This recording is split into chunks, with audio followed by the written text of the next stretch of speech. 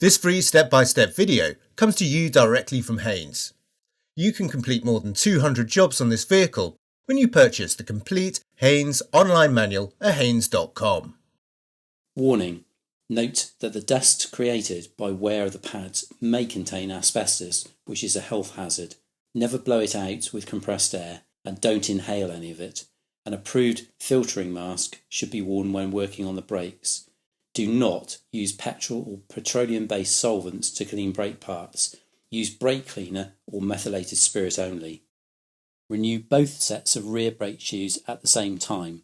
Never renew the shoes on only one wheel, as uneven braking may result. Chock the front wheels and fully release the handbrake.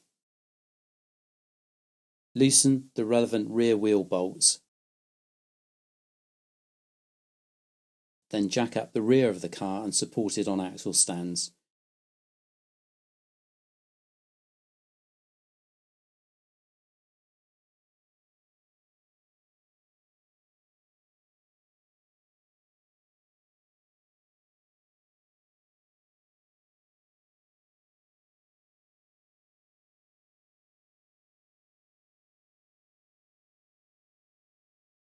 Remove the rear road wheels.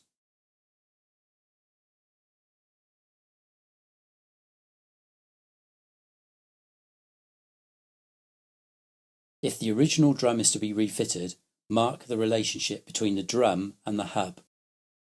Slacken and remove the two retaining bolts and pull the drum from the hub. If the drum is binding on the brake shoes, screw two M10 bolts into the threaded holes in the drum and progressively tighten them against the hub flange to push the drum from the hub.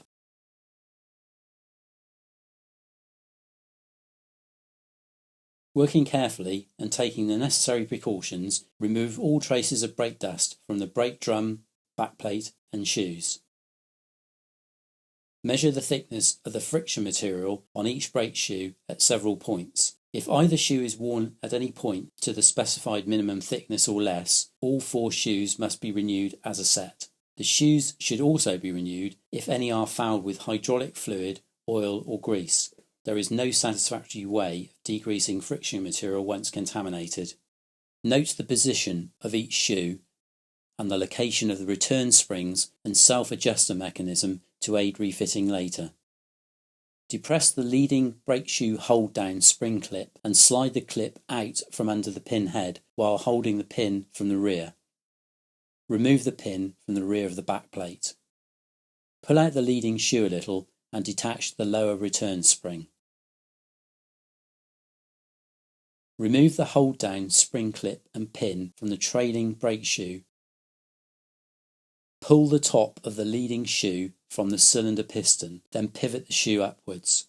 Remove the self-adjusting mechanism and detach the upper return spring.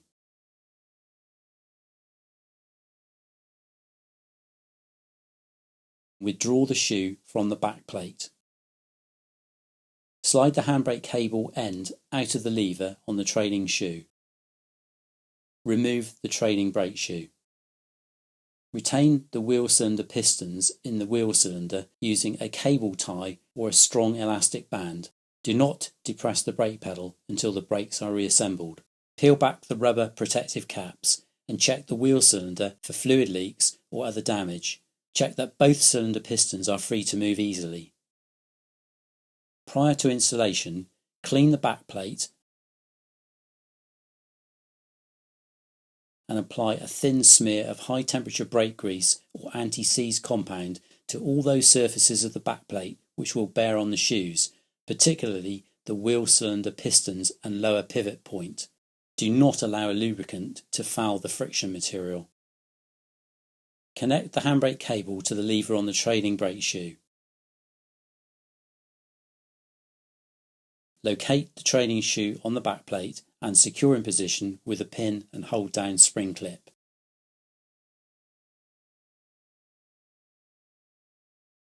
Carefully examine the self-adjuster mechanism for signs of wear or damage. Pay particular attention to the threads and the toothed adjuster wheel and renew if necessary. Check the condition of all return springs and renew any that show signs of distortion or other damage. Fit the upper brake shoe return spring and the self-adjuster mechanism into the recess in the trailing brake shoe. Then engage the leading shoe with the other end of the adjuster mechanism. Fit the lower brake shoe return spring, engaging it with the slots in the shoes. Remove the elastic band or cable tie from the wheel cylinder. Manoeuvre the leading shoe into position and secure it with the hold down pin and spring clip. Turn the serrated wheel at the end of the self-adjuster mechanism to retract the brake shoes. This will give additional clearance to allow the drum to pass over the shoes during refitting.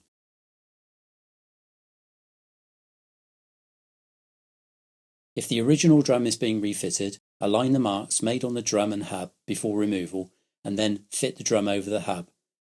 Refit the locating studs and tighten them securely.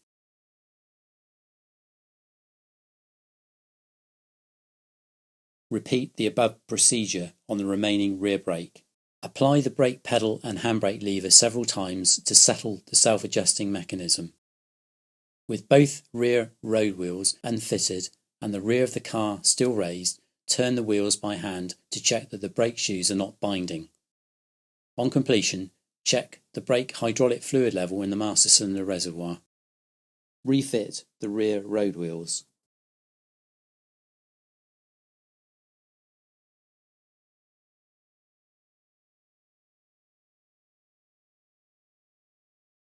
Lower the car to the ground.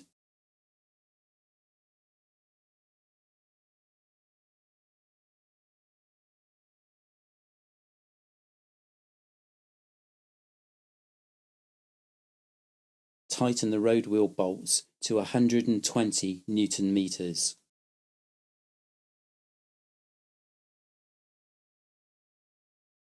Note that new shoes will not give full braking efficiency until they have bedded in. Be prepared for this and avoid hard braking as far as possible for the first 100 miles or so after shoe renewal.